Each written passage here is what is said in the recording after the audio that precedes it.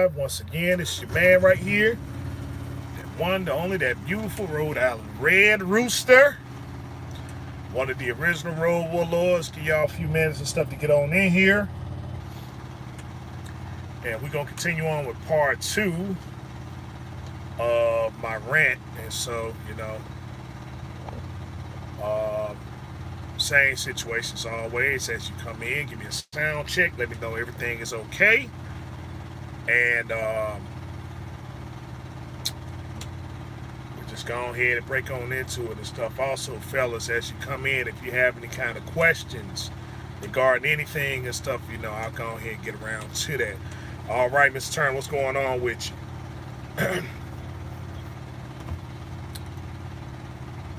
All right, sound good. Okay. All right, Cootie Bang, what's going on? Yeah, I went on Instagram and checked on CAG. So I don't think that I guess everyone is saying it's the cryptocurrency thing, but I don't think it's cryptocurrency. I think he got all right, Mr. Ross, what's going on with you? I think he just got hacked.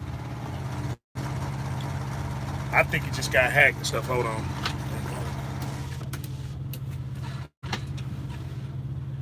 Yeah, so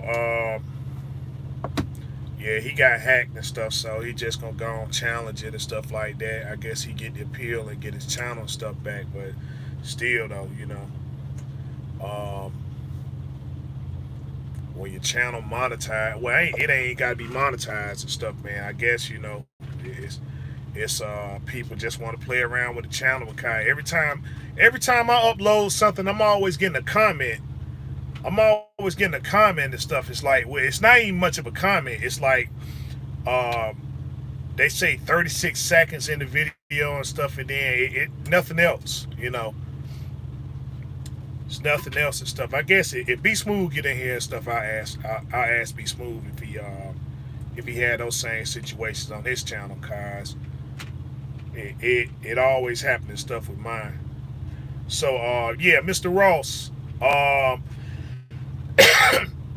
I guess to get back to the conversation we was having earlier, right? If I can elaborate a little bit more deeper, um, when you set up in any contract that you set up, right? Whether you leased on and stuff, whether you got your own authority, it's gonna always be some loads and stuff that are out there that it's gonna seem like a good money run, but in there it's gonna be a load that you just not gonna want to do. It's just gonna be a load of stuff that's in there that you're gonna kind of find out like, well, daggone, I see why nobody wants to take this lane, cause um, you got to do this specific thing or that specific thing and stuff. It's like um, so in my case, anytime I come to Massachusetts, right? Anytime I come to Massachusetts, um, they got they got loads of stuff set up here in Maine, which they do with McCain's.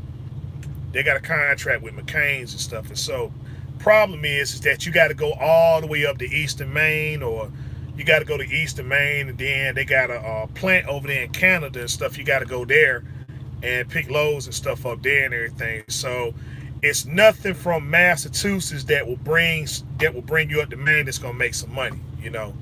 But well, okay, they got loads that make money, but because they know what you're going up there for and stuff, they just go ahead. They just cut the rate of stuff just astronomically. It's like, well, okay, we'll just give you just enough to get up there, because we know that you're going after the money. And so a lot of the carriers and stuff that's up here grab all these contracts and stuff, whether it be Coca-Cola, any of these contracts and stuff that bring loads up to Maine. They grab them and they pay good money if you get the contract and stuff. But when you're in control of that contract, whether they get it or whether the broker get it and stuff like that, they pretty much kind of negotiate a rate and stuff to, well, okay, listen, you're on your way up here anyway and stuff. Why not just grab this load, make this little bit of money and stuff like that, and that way you ain't gotta take a loss on this load that you coming to get to go back down. And so, it used to work back in the day when people was on paper logs. It used to work back in the day and stuff. Just like they got another load out of Attleboro, Vermont. I'm trying to think, what's that place of? It's a CNS wholesale in Attleboro, Vermont. And so what they do, they handle all the food distribution stuff for. They got a grocery store network up here and stuff for. It's called A&P. They got a grocery store network up here called A&P in Maine, and so CNS handles all the food distribution and stuff for these grocery stores and stuff. And so they're way up here, and they're up here in Holton, Maine, Mars Hill, Prescott. They got another one in Machias. So they all kind of spread out everywhere and stuff in the northernmost parts of Maine and stuff. And so JB Hunt has their contract for a while and stuff. But what JB Hunt doesn't want to do, they don't want to send trucks up and then just send them all the way back down empty. Cause CNS doesn't. They don't want to spend money and stuff on a one way. So what they do is and stuff, they try to find anybody that's up here in Maine. They try to find anybody that's up here in Maine and stuff. They want the contract and stuff. Like, well, okay, a lot of you guys, y'all do freight and stuff out of there, or you live out of there and stuff. So they say, all right, here's the contract. Loads come out weekly. So you go down, do the load and stuff, get and grab the other load and stuff that's coming back up, and that they're pretty much accommodating consolidated stuff. Just like they got a Walmart distribution center over here in Lewiston. This is the most highly paid. The Walmart distribution center over here in Lewiston, Maine, is the most highly paid. It's the most highly paid distribution center for anybody that's trying to get a job with Walmart, right? If you want to be a Walmart driver, these guys are guaranteeing you. They are guaranteeing you that you'll make $90,000 as a company driver. It is guaranteed in the contract that you will make $90,000 as a company driver. That's the most highest paid. That's the most highest paid company driver outfit and stuff that's up here in Maine, And so Prime was the primary transportation provider for this Walmart that was up here and stuff. And so what they was doing was they was holding so they got the contract, but Walmart was always hiring and stuff. This is the distribution center. They will hire you guaranteed. They will hire you guaranteed. There's no ifs, ands, or buts about it. If you qualify, if you meet the minimum and stuff like that, they will hire you right out of here and stuff, But the thing is with Lewiston is that up here in Maine is that, it's okay like in the spring and the summer and stuff, but it's year-round work. And in the winter times and stuff, a lot of people don't want to live up here. They don't want to live in Maine and stuff like that. They don't want to live in Lewiston or up there in Augusta and stuff like that and everything. So they're always hiring, but they guarantee you $90,000. It is guaranteed in the contract. If you work for that distribution center, they will pay you $90,000 a year. You will make $90,000 as a company driver. So they got it now to where they really don't need Prime as the primary transportation provider. So what Prime used to do was, if you got up here to Lewiston, and stuff, then they kind of had a little ordeal and stuff going on. Like, well, hey, listen, since you up here, we got this dedicated stuff, just doing Walmart and everything. You run the loads and stuff, come on back, and we'll pay you a little bit better than on the system. And so A lot of them guys and stuff will stay up there for about a month, and then after a month they'll fall off, and then somebody else will come up here and stuff. And so, meanwhile, people were still filling those positions, and so when those positions got filled, that's when they were like, okay, Prime, we appreciate it and stuff like that. And so, Prime left, and so now Prime has the McCain's. They got the McCain's contract and stuff that's up there in Easton. Yeah, they got that one up there in Easton and stuff. And so the guys I'm leased on to, they got the contracts and stuff with them there, and then they got the other contracts in Canada and stuff, right? So, you know, it just depends on who got what and stuff. If you up there and you want to go to Canada and stuff, then you go to Canada, pick the load up, and come on back. If not, then somebody will go get the load and stuff and then bring it back, and then they'll have it wait for you. Just go pick it up and just haul tail and stuff. So,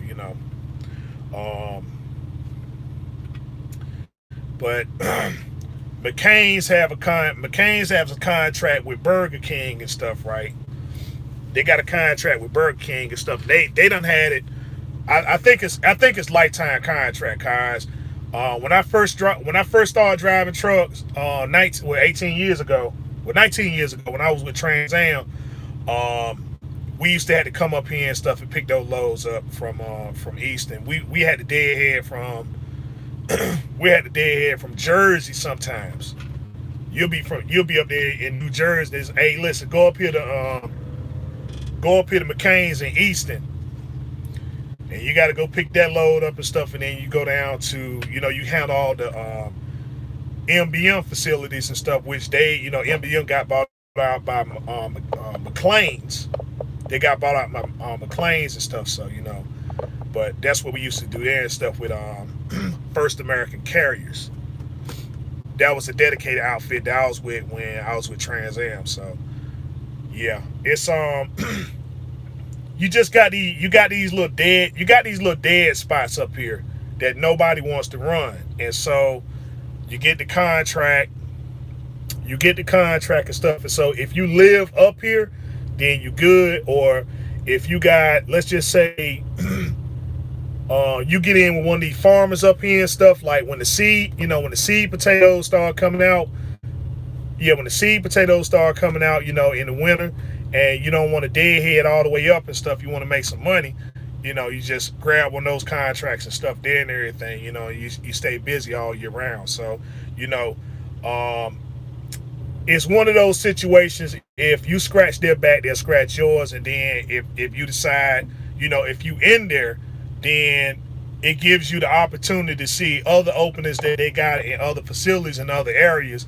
And then you can wind up securing those contracts too and stuff, in case you say, well, all right, I don't want to run the Northeast no more and stuff. Let me see what other stuff that they got in other places. And then, so, yeah.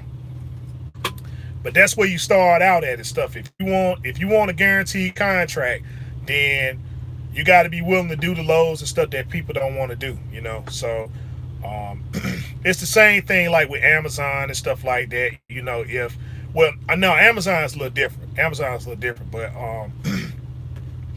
a lot of these contracts in the Northeast, if you can secure one up here, then it will guarantee you other contracts in other areas and stuff like that. You get first deals because you handling the stuff that nobody wants to run. And so somebody's gonna run up here.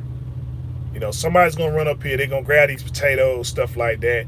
And the thing is, they like with that, if you got let's just say you in control of the contract, right? And if you in control of the contract and you getting loads and stuff out of here, like the potatoes or whatever, and you secure that other contract like CNS or with Coca-Cola and stuff, then you kind of run that past the guys that's doing your potato loads and stuff and say like, hey man, listen, if y'all want these potatoes, you're gonna have to handle some of this Coca-Cola stuff and everything. So,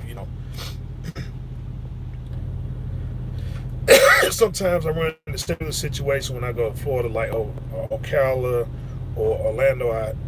I try to decide between Deadhead to Jacksonville. Just pull. Yeah. So see, yeah, that's all right. Because you get the concept. A plus auto, what's going on with you? So all I like with Maine, I say Maine is just nothing but I call Maine upside down Florida. That's what I call it.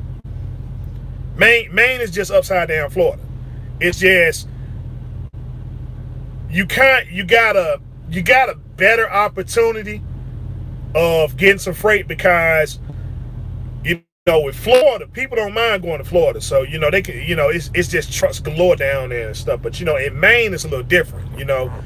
Um, Maine is a little different. It's like if you hear out here securing the bag, okay, all right, good deal.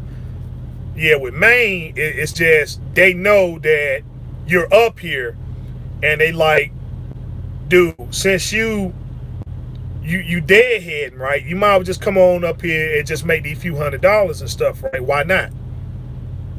Why not and stuff? And so if you don't get the if you don't take it, then they kind of twist your arm and stuff like that and say, well, look, man, dude, they gonna want to be, they gonna kind of they're gonna kind of be hard to get along with. They're gonna kind of be hard to get along with and stuff. And so then eventually you wind up doing the loads and stuff like that. But it's just um, what makes it bad is when you go over here to the customer and then they want to start holding you up with this nonsense and stuff. Cause I've been, I went to Coca-Cola and stuff sometime, man. These people tell me, hey, look, you too early. You too early. Go back to the truck stop and then, come back in about 5-6 hours. And I'm like, see, there go that nonsense and stuff, right? When you could have just went on here and gave me the load and I could have went up the road and stuff, cause, Maine got another problem with, they got this scale over here, and you got two of them that you got, if you're going to Bangor and stuff, you got this scale over here in Kittery. You got this one over here in Kittery and stuff, man, and it's almost guaranteed you're gonna get pulled in there. That's one of those spots and stuff. Oh, you own operator? Yeah, come on, pull around here. Let me give you a level 1, level 2. That nonsense there and stuff, right? That scale's not that bad though. Not Kittery. It's that other one. It's that other one around Fort Fairfield. That Fort Fairfield and stuff. That's the one that's bad. Cause see, now you in the middle of nowhere. Then they decide they want to give you a level 1 and stuff. You ain't gonna, they're gonna find something on you, right? And it's gonna be of course, an out of service violation. Now you got to call somebody out there and stuff like that. And see, that's when all the dollars get clocked in. Kind, they gonna recommend that you call somebody, right? They're gonna recommend that you call somebody, cause see, it's against the law now for like the the guys, the repair people and stuff. They can't be there not doing nothing. It's like they're there. If they're not working on vehicles and stuff like that, then they ain't supposed to be there and stuff. And so it used to be they used to be there and stuff like that. Okay, he put you out of service, and then you go over there, you talk to him, and then they say, okay, yeah, we'll go ahead and get this right. All right, Richardson Carey, what's going on with you? See, you done made it. You done caught the live and stuff. So I'm just up here ranting. I'm just up here ranting.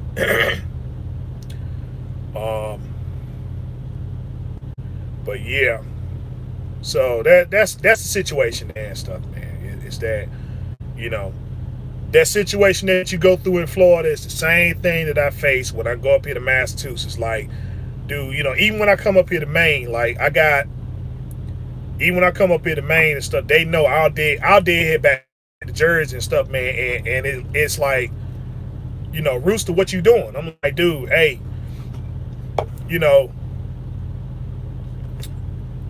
I can go to Jersey and I can pick up load.